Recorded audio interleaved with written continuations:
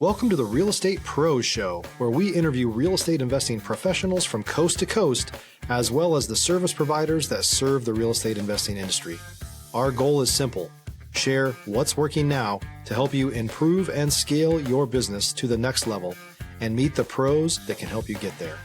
Real Estate Pros is powered by Investor Fuel, America's leader in helping real estate investors and professionals build the business you need to live the life you've always dreamed of. Let's start today's show. Property insurance for real estate investors doesn't have to be difficult, but it does need to be there to protect you when you need it. MyInvestorInsurance.com not only provides insurance at 15 to 30% cheaper than traditional agencies, it's built specifically for real estate investors like you. You can set up an account in about 2 minutes, get quotes on properties, turn on and turn off insurance for your fix and flip or rental properties in around 2 minutes without having to talk to anyone directly, all through our portal. There's no better way or faster way to make sure you've got the coverage you need to protect you, and no more lengthy policies either. Once you're set up, you're billed monthly and prorated by the day for however long your policy is active. It's powered by MSI, the third largest independent MGA, with 1.5 million customers and more than $1 billion in cumulative premiums written. Get set up today in about 2 minutes at myinvestorinsurance.com/fuel. Hey everybody, welcome back to another episode of the Real Estate Pros podcast, brought to you by Investor Fuel, the nation's premier real estate mastermind. I'm your host, Dylan Silver, and today on the show, we have Tonya Keener. Tonya has a diverse range of experience, ranging from the trucking industry to being a graduate of York Leadership School in York, Pennsylvania. And she's a realtor, and we're going to talk about some of the diverse strategies she's used to gain listings here today. Tonya, welcome to the show. Thank you for having me. Absolutely. But before we hopped on here, I'd let you know, I always like to talk about folks' entry point into real estate, and you've done so much.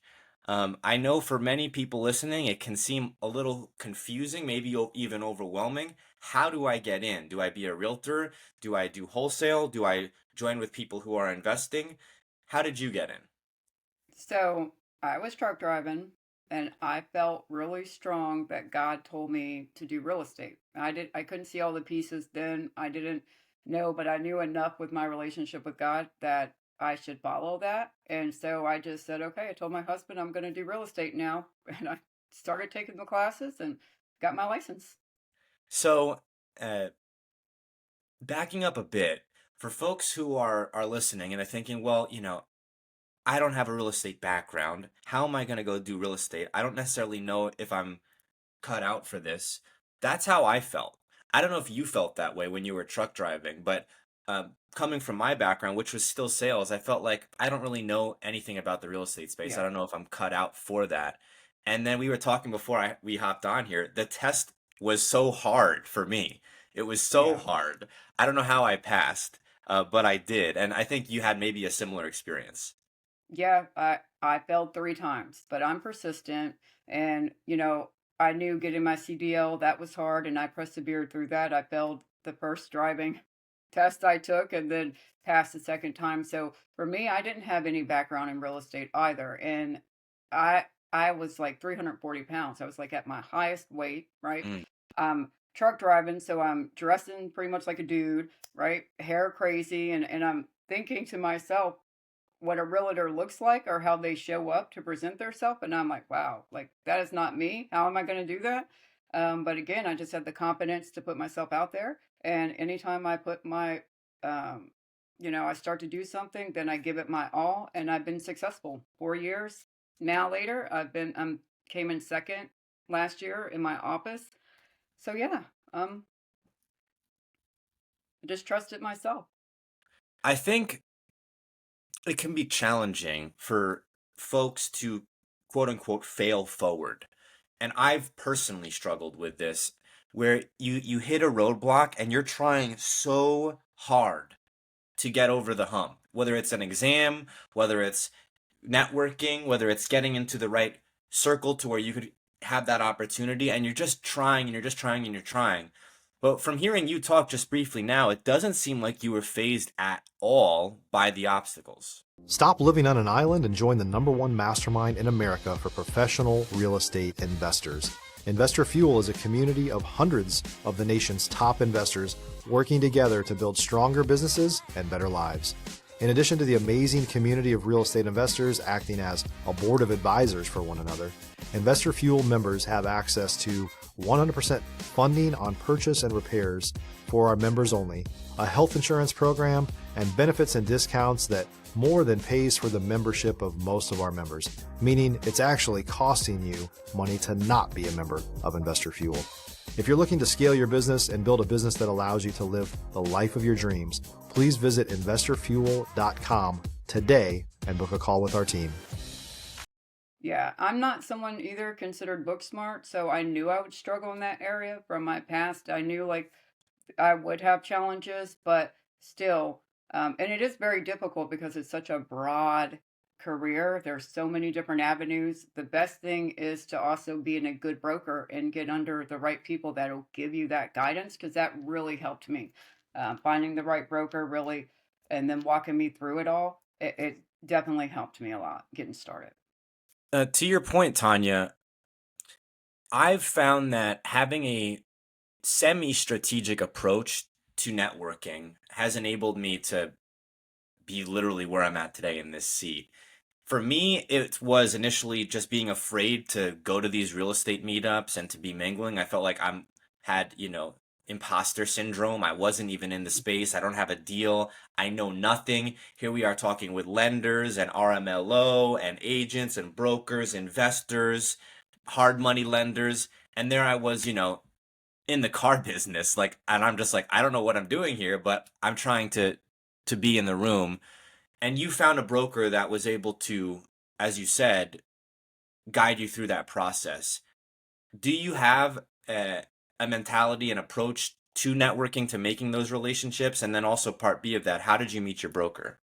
Yeah, 100% networking. I don't think people realize the importance of it, because real estate success is all about relationships and developing those relationships. And I was very strategic. That's the whole reason, part of why I went through the Leadership York program, was to get familiar with my county, because I'm not originally from here, build relationships, because that does lead to business, right? So that is huge. And I do as many networking things as possible. I'm even actually starting my own networking group to develop closer relationships with other business professionals.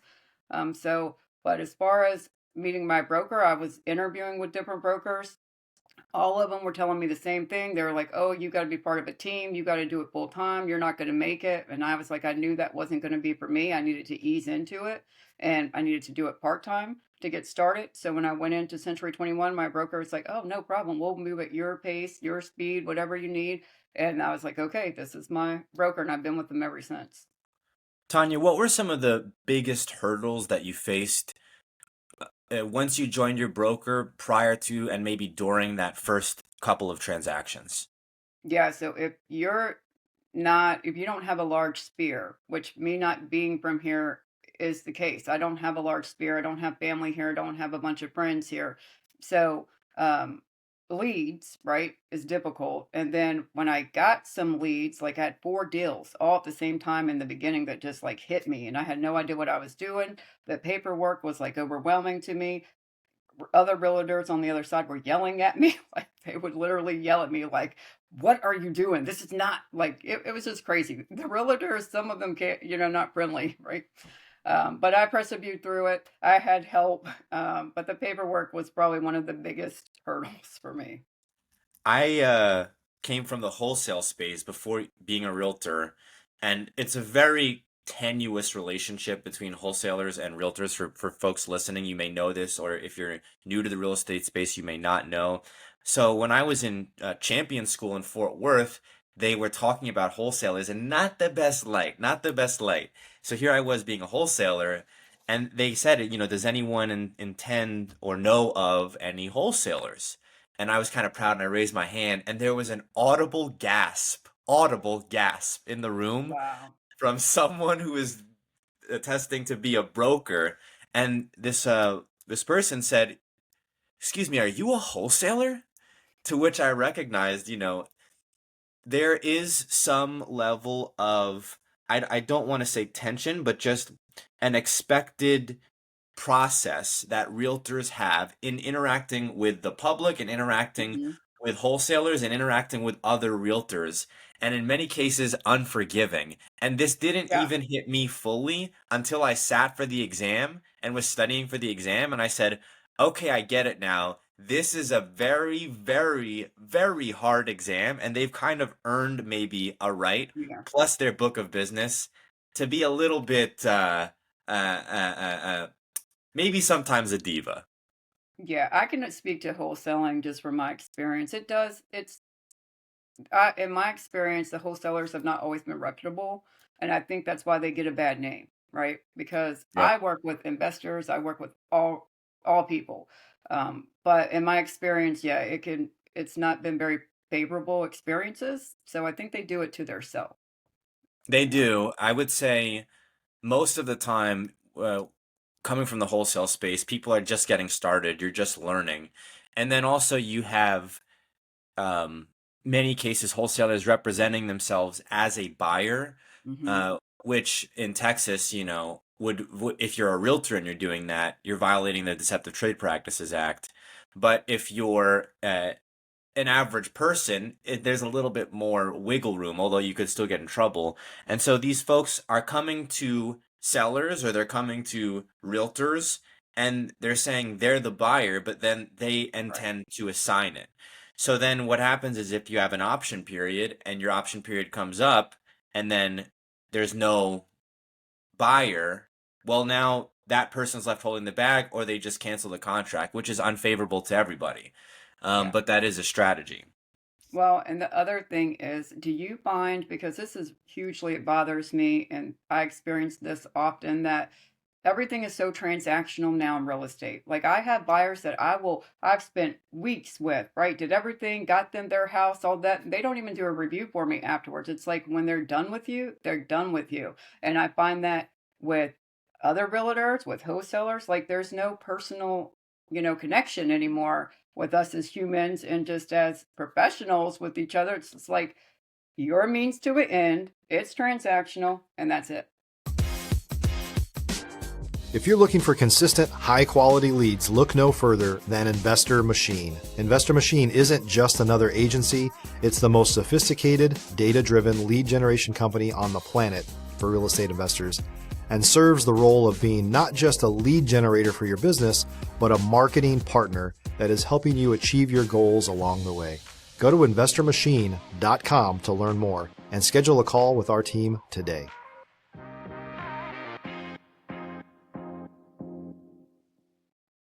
Tanya, to your point, I feel that greatly. I'm someone who likes to travel. I got a passport, I want to say maybe 2 years ago, and hadn't really traveled outside of the country in like a decade, practically since I was a kid. And I'm 30 now. And so uh, when I got the passport, started traveling, I was seeing outside of the United States, in many of these countries, specifically I was traveling to Latin America, there was so much more connection between people. And I wasn't expecting that. I was expecting differences in culture, maybe differences in economy, day to day, but I wasn't expecting the level of connectivity between people to be so heightened. Like everybody knows their neighbor. You're not really ever eating alone. There's not this hyper individualism that we Right. have here and a kind of tendency towards isolation. And so when I came back, because every time that I leave, I've been back a number of times. Every time that I come back, I'll end in Fort Lauderdale or Miami, and it hits you just like that when you get back to the United States. Like, okay, we're back. This is how things are. And so, to your point, Tanya, I feel like people just aren't valuing those relationships, and Yeah. it is transactional. Yeah, I mean, you can sell someone's house and 3 years later they moved on and don't even remember you, and that's just crazy to me because when I deal with anybody, I treat them like I spend time with you. I want a connection more so than just that transaction because that's just important to me. So that is a challenge in our field, and that's getting worse and worse. So, I've found that although I just sat for my license on Monday, I have seen that, and part of me feels like in the real estate space, because I come from the wholesale background, working with investors, and I have a relationship with one investor in particular, and have done multiple deals with him. I'm probably going to expand upon that when I'm licensed, and I would like to have that continuity with the same people. So I'm Yeah. not certain for me, I'm going to be dealing with. I'm sure it will happen. I'm sure I'll pick up some listings, but I won't be dealing as much with one-offs. But that is unappealing to me in some way, especially coming from a car sales background, where basically you would sell a person a car, and just like you're saying, even though it's the second biggest purchase they'll make in their lives, you really won't hear from them again. But pivoting a bit here, Tanya, I do want to talk about York Leadership School. I've never really delved too much into leadership schools, but I've always thought, wow, the fact that this exists is a really cool thing. It really is, because what they did, they're a program that um, they take you and they get you ready to be on a board, right? So they introduce you. Like, I learned all about nonprofits, all about York County. It was an intense program for 9 months, once a week for like 3-hour classes, but it was worth it because knowledge is power. And you form some relationships and people just respect that program. So it really did teach me a lot and prepare me. And after that, I felt ready to be on a board. And now I sit on a board that I'm passionate about.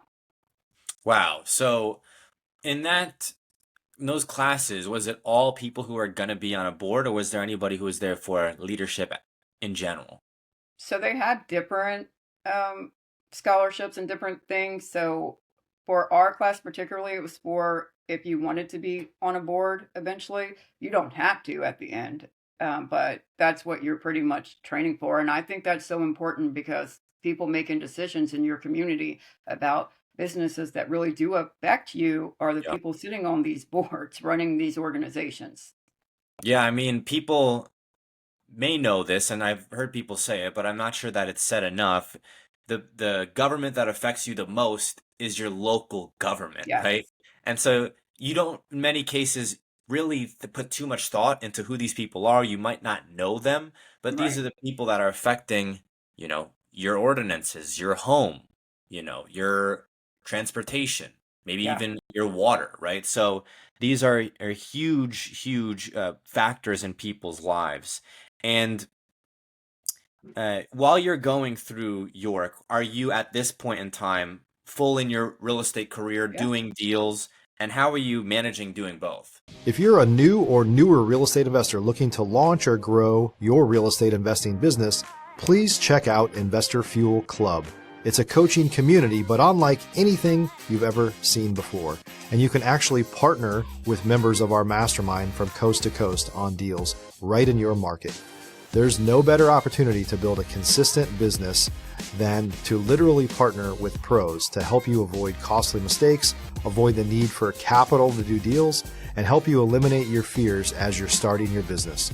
Learn more about Investor Fuel Club at investorfuel.com/club. Yes, I was. I was doing that. I was actually doing a local TV show too, and called The American Dream. So I had so much going on where I was like contacting businesses to come out and host them, just like you do on this podcast. Um, so it was intense. It was an intense 9 months, right? But I got through it and it was worth it. And I have a great support system. So that helped me. It's interesting hearing you talk about uh, this, because I'm thinking going from the trucking space to then this career. If you eliminated that you had done trucking, I would have said, oh, well, this person has been doing real estate her whole life. She's clearly networking on the top level. I call it guerrilla networking or networking junkie, fanatical networking. Yeah. But I can only imagine being in the trucking space, you don't really have time to do that. So was this a big switch for you, just a total life switch in a way? Or did you know while you were doing trucking, even in the beginning, that this was going to be something that would come up? So I didn't know about real estate and it was a huge switch, but because I've always saw myself being in ministry and traveling around and giving speeches and encouraging other people to help them overcome things that I have, I've just always saw myself operating in that dynamic. So even though it was a whole new experience and it's basically like training me for that later, it was easy for me to fall into it and get comfortable with it. Speaking of which, Tonya, before we hopped on here, you mentioned hosting a fashion show, which, man, a lot going on, so much going on. I said I'm going to save my questions for the podcast, and so I have so many. Okay. How did this come about?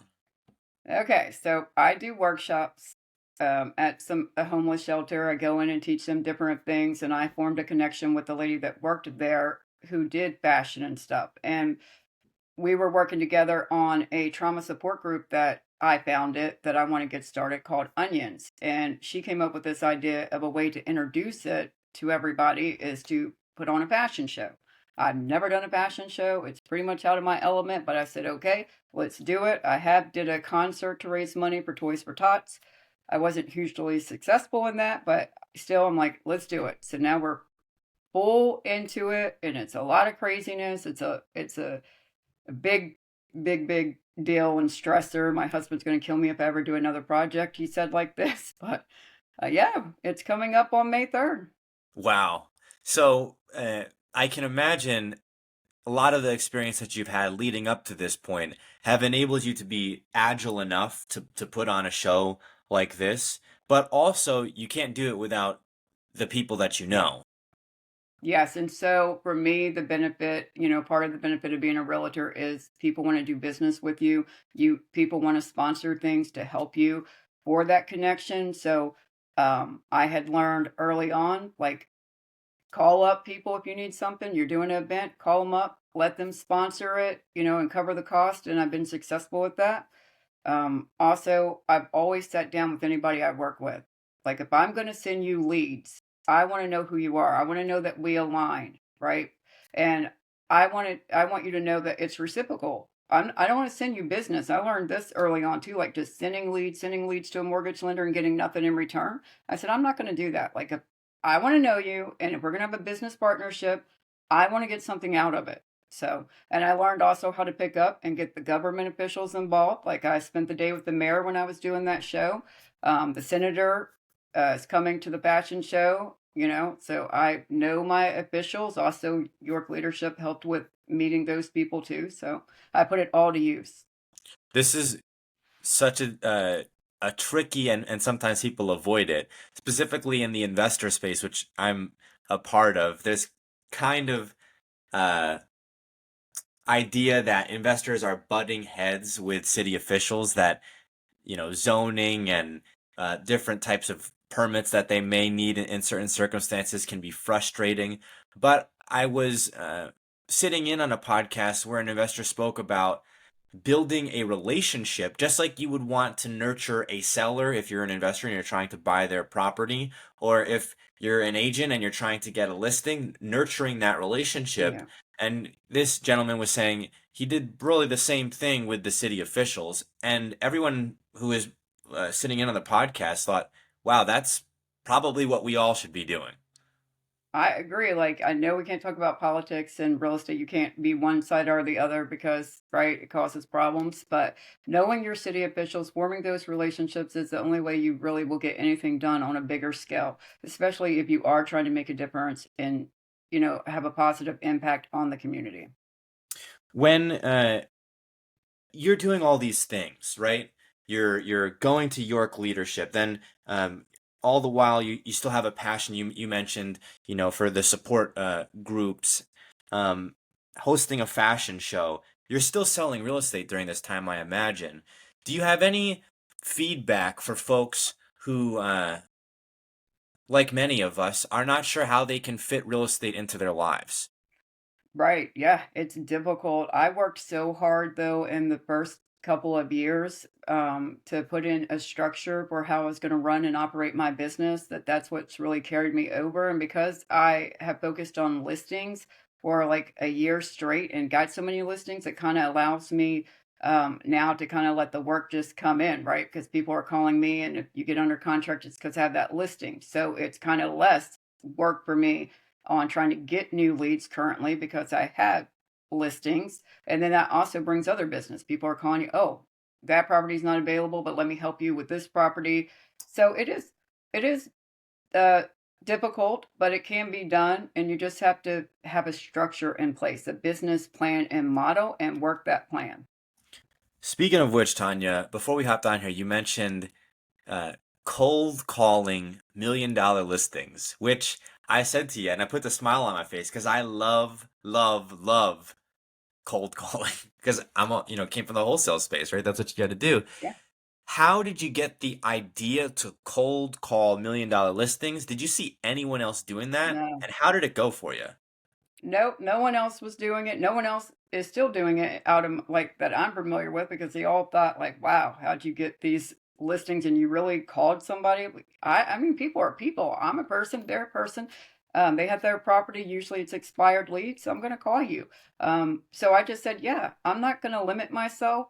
I did the same thing with commercial. I saw no one in my brokerage doing commercial really. And I said, why can't I do commercial? I'm going to do commercial, and I call commercials too. Like I just jump in. I want to be diverse. I don't want to put myself in a box and limit myself because the market is always changing. And like when buyers aren't wanting to buy, then investors are great to work with, right? Because they're Right. still going to be. So you just have to be diverse and work many angles in real estate. And it went very well for me. I sold my first $3 million property last year. I have another $0.6 million property on the market. I had a $5 million.